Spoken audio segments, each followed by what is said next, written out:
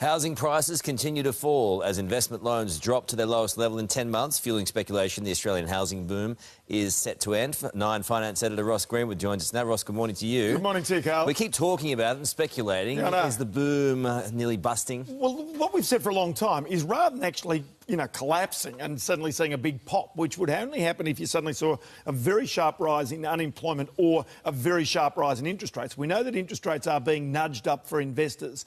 What we're right now seeing is almost the perfect scenario for the regulators who have tried to take the steam out of the market without having the prices collapse.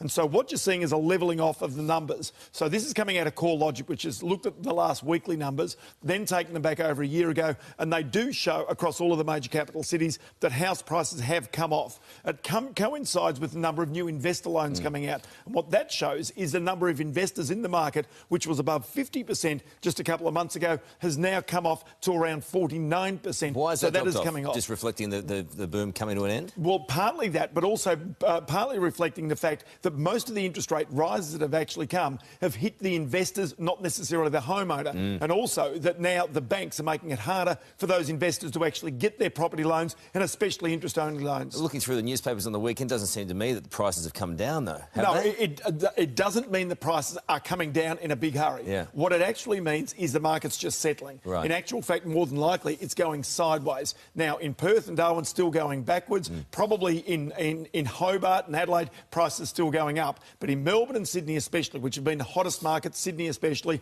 they're just starting to level off, not necessarily crashing, not collapsing at this stage. It could be the perfect scenario for those bank regulators. There's been a number of conversations and a number of releases of information about housing being more affordable. Yes. What is being done?